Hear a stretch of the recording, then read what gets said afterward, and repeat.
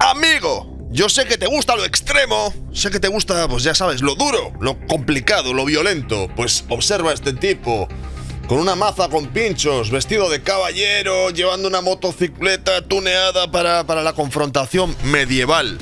Practicarán el medievo con tu moto. En fin, no sé a quién se le ocurrió poner esta ilustración en la contraportada de una revista de cómic, pero desde luego cometió una de las decisiones, vamos a dejarlo así, una decisión. Los que sabéis de lo que estamos hablando, ponedme en los comentarios porque no me acuerdo de memoria cómo se llamaba. Este era el cartel de una película de la Hammer. Sí, amigos, una película que no se os ocurra ver porque generará muchos daños en vuestros cerebros seguramente, pero esta imagen terrible que representa una especie de disfunción ochentera, pues es la portada de una película y no tiene demasiado que ver con lo que vamos a estar viendo hoy, que se llama Ilustración más Cómics Internacional. Mirad esta imagen. Boris Vallejo, amigos, un poquito de Boris Vallejo. ¿Por qué vamos a ver esta revista hoy? ¿Cuál es el sentido? ¿Cómo encaja dentro de la línea del canal? No encaja. No tiene sentido. Vosotros ya sabéis que la línea editorial de este canal que estáis viendo es lo que cuadre. Vamos al randomeo. Vamos a gastarnos 175 pesetas en una revista y hablar un poco de esta y ojearla, ¿no? Para ver un poco sus autores, que creo que nos da ahí una buena visión de lo que había en su momento y eso sí nos permite saltar a esa época que, joder, a mí desde una perspectiva de no haberla vivido me genera muchísima curiosidad, que es la época dorada, el boom del llamado cómic adulto en España, ¿no? La etapa de las revistas, para entenderlo. Yo siempre me refiero a ella como la etapa de las revistas. Se publicaban toneladas de revistas y lo mejor de todo es que se vendían. Había lectores, generalmente imagino que veinteañeros, ávidos de libertad, porque se venía de la etapa, ya sabéis, franquista, y aquello era complicada. No franquista de Franco Miller, franquista de Franco, el español, el hardcore. Entonces, pues, si es que se puede ser más hardcore que Franco Miller. Pero bueno, esa es otra conversación. Y el tema está en que estas revistas se vendían. Me mostraban ideas nuevas, perspectivas diferentes, era un aire de libertad. Y además, curiosamente, es una etapa como que dejó mucho legado. Y la gente la recuerda, especialmente la gente que vivió esta época y tal. Pero te pones a mirar cuántos años fueron del llamado boom del cómic adulto en España y demás. Y fue poco tiempo. Fue desde finales de los 70 hasta finales de los 80, aproximadamente 10 años. Ya a finales de los 80 estábamos hablando de que ya entró en crisis ese modelo editorial. En gran parte por culpa suya. Ahora hablaremos un poquito de posibles detalles que generaron eso. Y realmente fueron 10 años que dejaron un legado brutal. Yo estas revistas las conozco, uno, porque son las típicas revistas que leían nuestros padres. Imagino que en vuestro caso, pues alguno tendría esa edad para leer esto, otros tendríais hermanos mayores que serían muy hippies y aparecerían con chicas que, en fin, que por casa y traerían estos cómics como diciendo, hey, yo traigo lo moderno, yo traigo lo, ya sabes, no voy a YouTube, no te enfades. Y otros, pues como yo, ya sabes, de ferias del libro, de cosas de segunda mano, en librerías, encontrando ejemplares antiguos, de pronto te encontrabas esto, te encontrabas a Boris Vallejo en la portada y decías, ¿qué es esto? Estamos en los 90. Esto está tan absolutamente fuera de moda que quiero saber de qué se trata. Y es que se vendían tan malditamente baratos que no había más remedio que comprarlo. Por el precio que te comprabas un cómic de Marvel, de los mutantes, de la peor etapa de noventera, te llevabas aquí un taco de autores, además también muy importante para los que os gusta la ilustración y el dibujo y tal. Esta era una manera de descubrir autores bestial. Podías comprar una revista en la cual se editaban mogollón de historias diferentes con mogollón de estilos distintos y aquí esto era una mina para descubrir gente nueva, para descubrir ilustradores que te gustaban o otros que podías odiar eventualmente, lo que fuese. Antes de nada, joder, la ilustración de la moto, Dios mío, qué poder, qué potencia. Hablemos un poco por encima, muy por encima de esta revista, ¿vale? Ya hablaremos, me encantaría hacer un día, tengo un proyecto, de hacer un día un mega vídeo intentando hablar, a ser posible, de todas o casi todas las revistas que se editaron en España en esa época. Lógicamente yo, como no soy coleccionista de estas revistas, necesito ir consiguiendo números sueltos, no me importa tampoco que estén en mal estado, pero ir consiguiendo por lo menos un número de cada publicación emblemática, ¿no? Para poder traerlas todas y más o menos intentar hacer una cierta cronología entre ellas y enmarcarlas. Bueno, la Cómics Internacional es una revista, hay que decir un nombre, ¿vale? De Josep Tutén. Josep Tutén, si no sabéis quién es, porque lo sabéis, porque sois gente de cultura. Si no sabéis quién es Josep Tutén, era el director, jefe, el capo, el gurú de Tutén Editor, de su propia editorial, y es potencialmente a nivel editorial tal vez la figura más importante de la historia del cómic en España. Era una persona que tenía una visión de mercado, una versión de negocio, que representó a artistas, en plan ilustradores, representó a artistas españoles del cómic para que trabajasen fuera de España, y también, cuando llegó el momento del boom del cómic, inspirado en gran parte por el boom que había habido también en Francia, con la nueva generación de autores que representaban los humanoides asociados y toda esta gente, pues se anima a publicar sus propias revistas. No las tengo a mano, pero las hemos visto alguna vez en el canal y las volveremos a ver. La Creepy, la 1984, que posteriormente sería Zona 84. Después, pues las volúmenes, ahí se descubrieron, yo qué sé, se publicaron los torpedos, se publicaron originales, se publicaron las obras de muchos, y ahí había una revista, desde 1980, que es esta que estáis viendo, que era dirigida por el propio Josep Totten. ¿Cuál era el sentido que tenía esta revista que estáis viendo? Servir algo así como de una línea de selecciones hechas por el propio editor. Es decir, para él se suponía que era una manera de publicar material de sus autores favoritos, los que más le gustasen, independientemente si estaban de moda, si no estaban de moda, si la publicación era contemporánea, si no lo era. Se supone que pretendía tener un poco de criterio elevado. ¿Cómo ha sonado eso, eh? Eso ha sonado muy espectacular. Se suponía que debía ser algo así como criterio gourmet. La ilustración más cómic internacional era para, pues eso, para los entendidos, o para los que querían descubrir cosas para paladares, pues eso, delicados. Ya os digo, 1980. La historia, ahora esto es un poco un anexo, pero nos va a servir muy bien para hablar de cosas, es que unos años antes ya se había publicado una revista que tal vez sea la primera dentro o más importante de esa primera época del boom del cómic adulto, en 1977 en España, por editorial Nueva Frontera, que es la Totem. Totem, fijaos qué portada. Este es el número 1 de Totem. Esta revista lo que tenía es que importaba el formato francés de revista de historias seriales, autores muy top. Aquí fijaos qué autores, Crepax, Moebius, Hugo Pratt, que aquí debutaba Corto Maltés, por ejemplo. Aquí es cuando se publicó por primera vez el Araxiner. Salieron otras revistas, además, a raíz de Totem, los especiales y demás. Esta era una publicación que reciclaba mucho material que se había publicado en Francia. Principalmente, ese era un poco el tema que tenía. Aprovechar ese boom que había cultural, esa inquietud que había por parte de los lectores para traer, pues, las nuevas tendencias, ¿no? Y era como un poco la modernidad, entre comillas. Por lo menos era un poco la intención que tenía. Ya ojearemos este cómic algún día, la Totem, y hablaremos un poquito de ella, pero bueno, quería presentarlo un poquito. Aquí también sale por ahí, pues eso, mirad. El Arzac de Moebius, que ya lo leeremos algún día. Algún día que estéis con ganas de algo que huele a incienso, nos leemos este cómic que vamos, mucho tema. Y también estaba por ahí Guido Crepas con Valentina, que le he visto antes por ahí.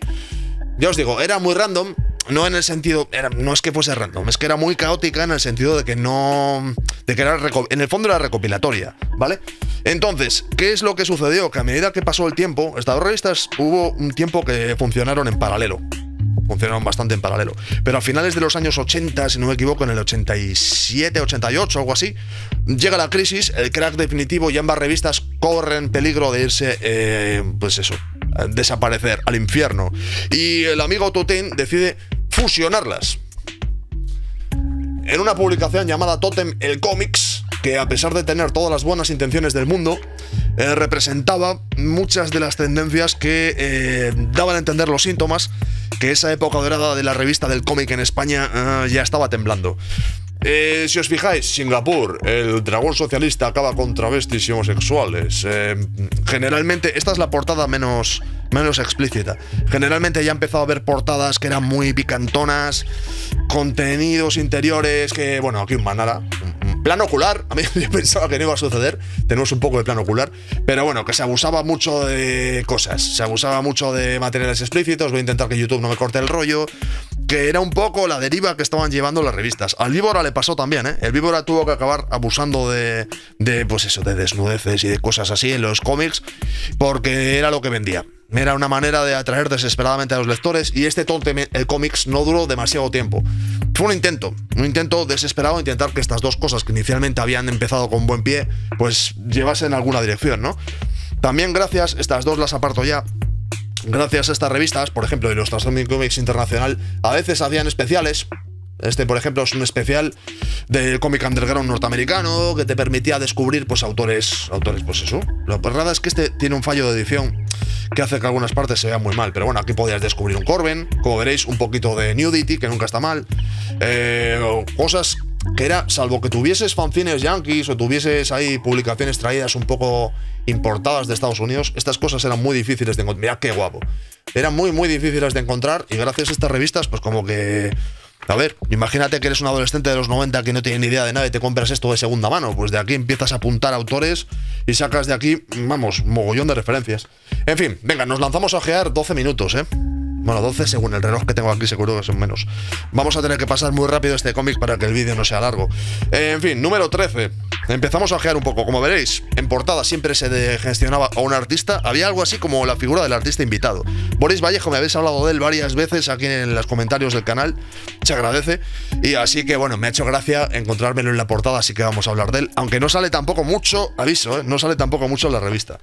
Bueno, mirad, nada más empezar. Se vendió un portafolio de Richard Corben, espero que se esté viendo bien, que Richard Corben en esta época era el Dios, era el mejor. O sea, una portada de Richard Corben te garantizaba que aunque la revista fuese una basura, se iba a vender bien y que iba a molar. Es que Richard Corben, en serio, que era como Richard Corben y Moebius, en esta época es que lo reventaban, eran los mejores. Y se vendían sus portafolios, sus pósters, reediciones de sus cómics, era bestial.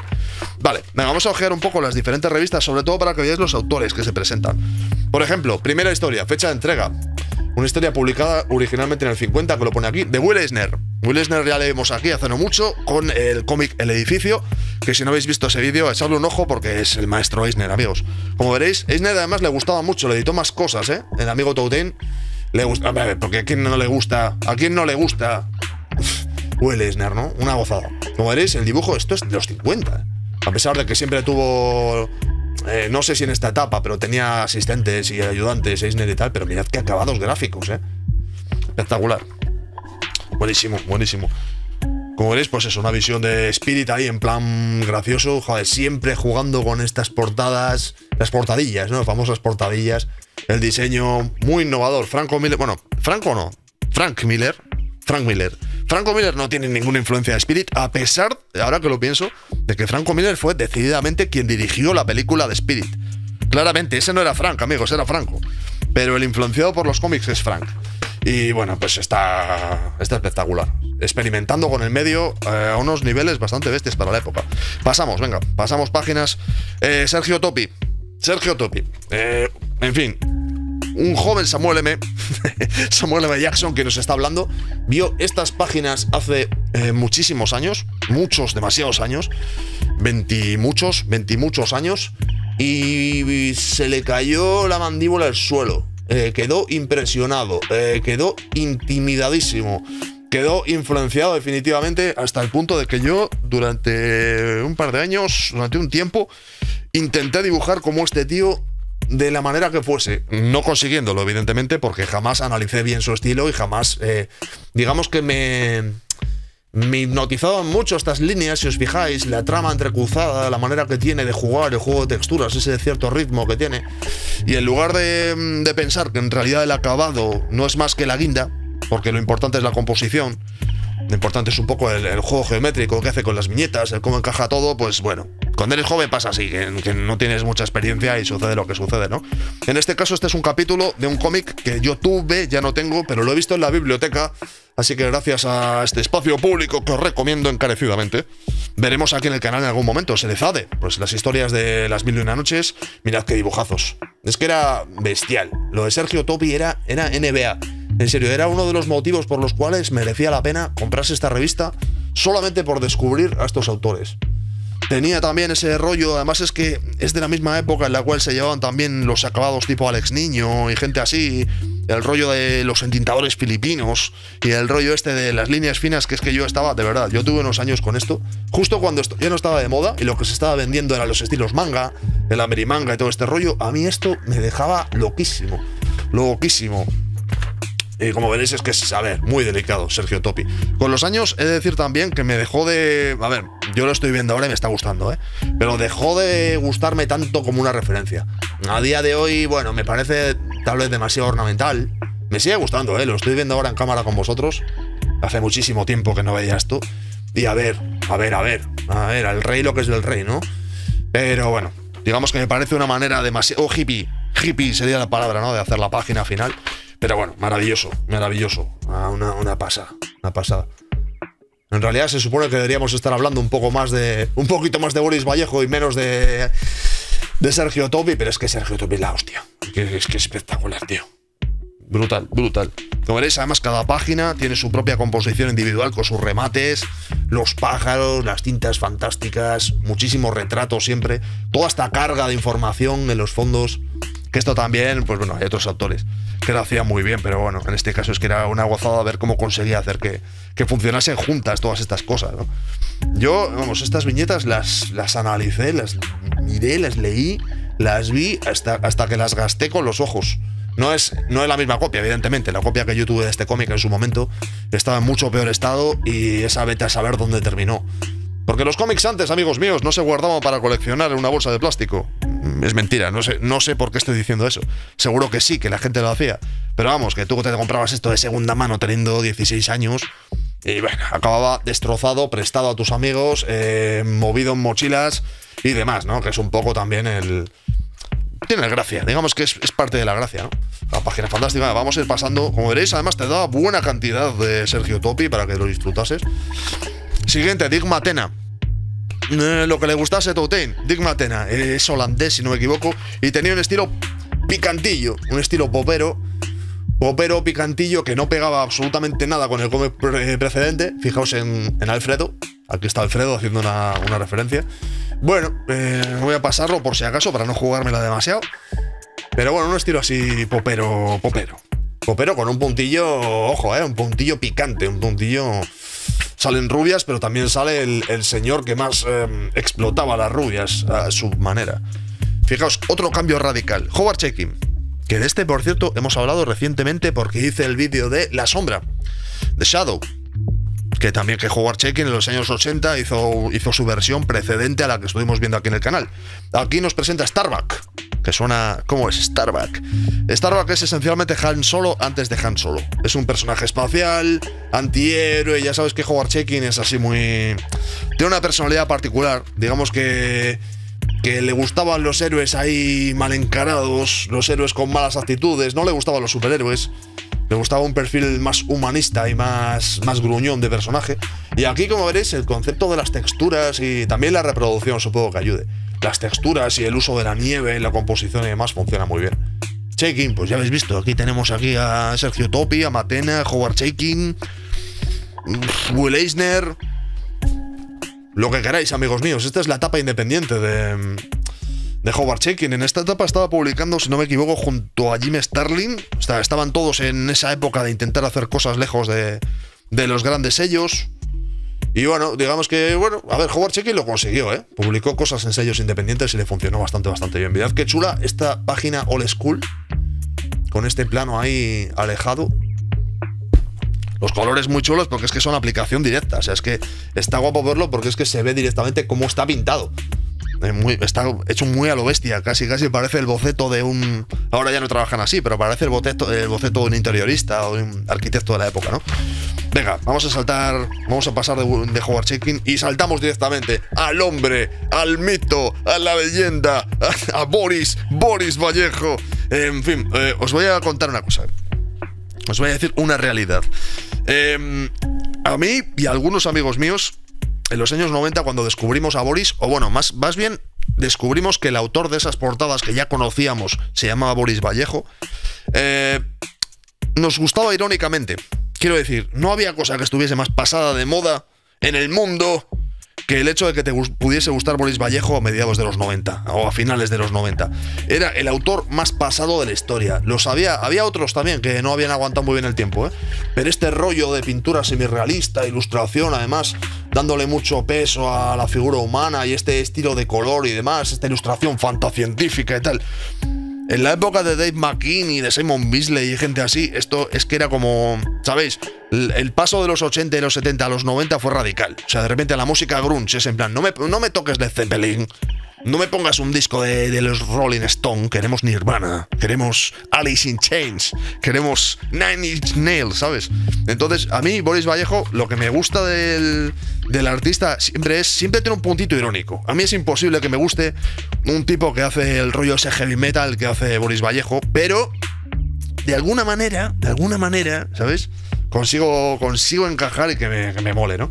Además, gracias a este volumen pudimos descubrir algunas realidades, como que, bueno, que fijaos en este personaje de aventuras musculoso que se enfrenta a esta especie de iguana gigante para liberar a la mujer voluptuosa y al tipo, curiosamente calvo, con un cuchillo. Mirad la firma de Boris, poderosa. Pues mirad a Boris Vallejo, amigos míos. Mirad al propio Boris. El propio Boris descubrió que no puede ser un ilustrador de acción si eres este tipo delgado, así que decidió pasarse al camino de Rob Liefeld. Amigos míos, imaginaos esta misma foto sirviendo como modelo para, yo que sé, un Capitán América tal vez. Y bueno, pues se pasó al lado oscuro del fitness, convertirte en un artista de ilustraciones. El problema es que no hay muchas. Es una lástima porque, joder, tú ves esto en portada y dices, bueno, por lo menos me pondrás un par de páginas más de Boris. No, esto que tienes es lo que ves. Y bueno, a ver, le volveremos a ver porque es que hizo muchas portadas en la época, Un mito, la leyenda, el hombre, Boris Vallejo. Es que, lo que os digo, para mí yo solamente puedo ser fan desde un punto de vista medio irónico. Pero, vamos, a ver, aquí en esta casa se les respeta. Venga, siguiente autor, como veréis, otro cambio radical.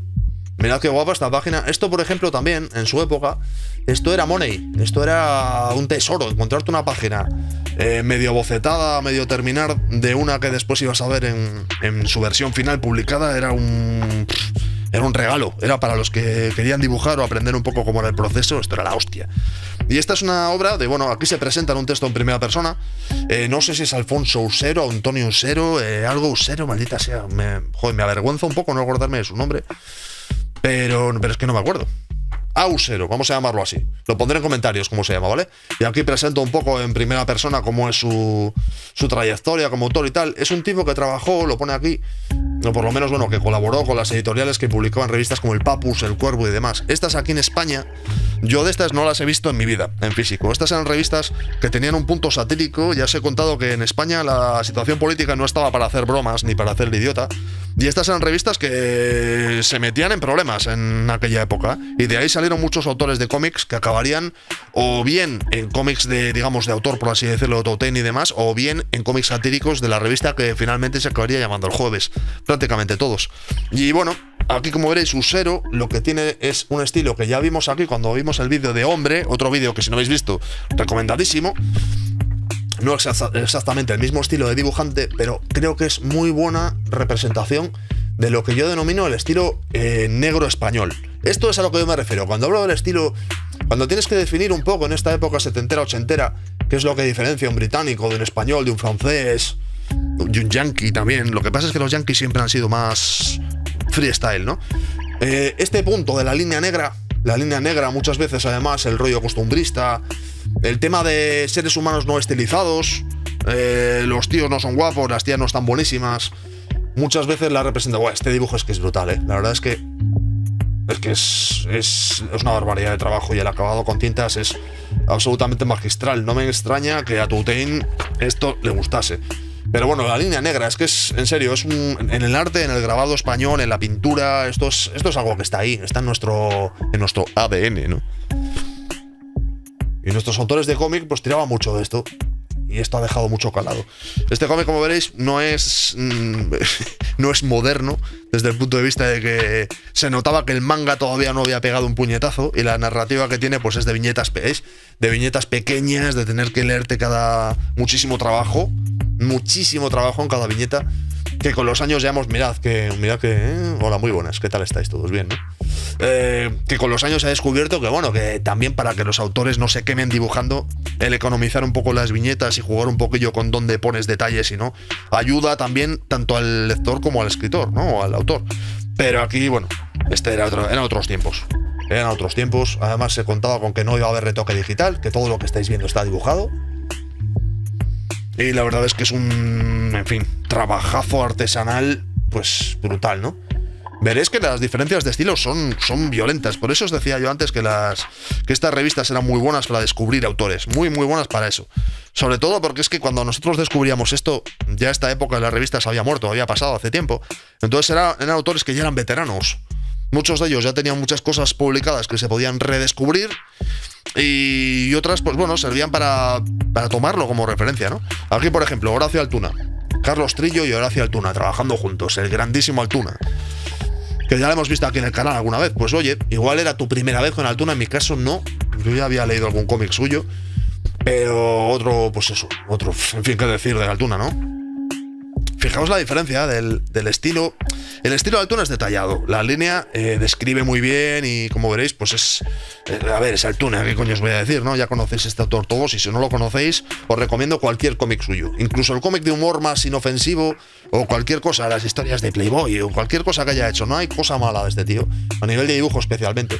Fijaos la diferencia entre el ritmo, especialmente el ritmo, la manera así más ligera que tiene de dibujar Altuna y, por ejemplo, esta línea, ¿veis? El rollo ahí afectado, potente, sensible, expresionista, cargado, con un punto de oscuridad social, el punto muy español y el punto del flow. El flow, la narrativa, un rollo más cinematográfico, más el rollo más ahí de Altuna, se nota, aquí se notan características diferentes, ¿no? Y bueno, pues como siempre, en estas historias suelen aparecer alguna chica y demás. A ver, había que meter un poquitín de picante. Hay que poner un poquito de picante porque hay que vender cómics, amigos. Y bueno, por último, si no recuerdo mal, antes cuando he ojeado, sí, al final teníamos... Esto es para que veáis que metían con calzador lo que entrase, ¿eh? Milton Caniff. Te ponían tiras de aventuras con microhistorias, por así decirlo, hechas por Milton Caniff. Que era, pues, eso, otra manera de descubrir. Yo estos cómics reconozco que ni me los leía en su momento. No, nunca he sido muy old school, ¿eh? Vosotros, ponedme qué opináis en comentarios. ¿Os habéis leído estos cómics? ¿Os gustan? ¿Os gustan estos autores? Yo, evidentemente, como todo el mundo respeta enormemente la obra de esta gente, pues yo le tengo respeto automáticamente, ¿no? Pero nunca he sido tan... ese old school. Lo hablamos, además, hace poco con el vídeo de La Sombra, que yo nunca conecté demasiado con eso. Bueno, y por último, se me había olvidado, amigos, un clásico. Este es Josep María Beá, depende del cómic como firme. Este tipo trabajó un montón, sobre todo en la creepy. Creo que alguna cosa también hizo en la 1984, me quiere sonar. Era un autor español, clásico de Toutain, clasicazo de Toutain. No sé si es de los que se acabó marchando del sello para formar su propia revista. Esas cosas las tengo un poco perdidas. Pero era un tío que para la época... Lo que tenía es que, ¿cómo decirlo? Se había hartado ya de dibujar los monstruos y las cosas de terror habituales que le habían tocado a él, pues en la época de la F. Bueno, la F de Warren, la época de Warren y todo este rollo. Y entonces como que hacía mucha metanarrativa, hacía muchos juegos con el medio. Realmente ha experimentado un montón. Las historias de la Taberna Galáctica que tiene son casi la versión española, por así decirlo, del Garaje Hermético de Moebius. Lo estoy diciendo a trazo muy grueso, lo sé, porque en realidad la conexión no es tan evidente. Pero este tipo, a ver, mostraba una creatividad espectacular. Creo que acabó trabajando para televisión, porque, vamos a ver, el tío iba muy sobrado. Y bueno, con esto se acabó. Como veréis aquí ya pues, nos dicen cómo va a ser el próximo ejemplar. Nos hablan de que, bueno, que quieres comprar más obras de ilustración maravillosas, pues te las vendo. Aquí, mira, aquí tenemos a Jeff Jones, otro autor que me gustaba mucho en la época y que con los años dejó de gustarme tanto. Tengo un libro por ahí que me regaló mi amigo Pablo y que tal vez veamos por aquí. ¿Lo conocéis? Ponedme en comentarios qué opináis. Y este que no lo conozco, pero tengo ganas de conocerlo, Ian Miller. En fin, vamos a despedirnos con la imagen del motorista con la maza. Ha sido un ojeo bastante vintage porque ya os digo yo, esta revista la tuve hace millones de años que la compré de segunda mano. Y ha sido un poco remember porque hacía que no la ojeaba. No quiero ni pensar los años. Ya tendremos en un futuro los tótems, especialmente estos que eran en plan picantosos. Ya tendremos los especiales con cómics underground y cosas así. Mirad, ostras. A ver, decidme quién es este autor, amigos míos. Tiene nombre de jugador de baloncesto old school español. En fin, ¿qué os ha parecido? ¿Os ha gustado? ¿No os ha gustado? ¿Lo he hecho bien? ¿Lo he hecho mal? ¿Conocéis estos cómics? Si no los conocíais, ¿qué os parecen? ¿Tenéis alguna sugerencia para el futuro de cualquier vídeo, ya sea de cosas extremas y musculosas o de otra historia que pueda encajar dentro de la línea de este anárquico canal? Ponedlo en comentarios, que ya sabéis que ese es lo mejor. Es que repito siempre lo mismo, como si fuese un disco rayado, pero realmente es cierto, es que es lo mejor del canal. Así como, pues el suscríbete, ¿no? Si no estás suscrito, pues hazlo y activa las notificaciones, que siempre está bien, y así pues no la jugamos a que el algoritmo de YouTube decida que no le intereso más de lo que no le intereso. Bueno, eso es otra cosa. Como siempre, el me gusta, fantástico. El no me gusta, fuera dicho, no nos interesa. El no me gusta no existe, solo el me gusta, solo nos gusta. Y compartir, que seguro que hay alguien necesitado de ver una escena de una mujer con un no sé si... eunuco, no exactamente eunuco. En portada hay un ilustrador culturista y de todo. Necesitamos 2 palabras para despedirnos, que evidentemente van a ser Boris Vallejo.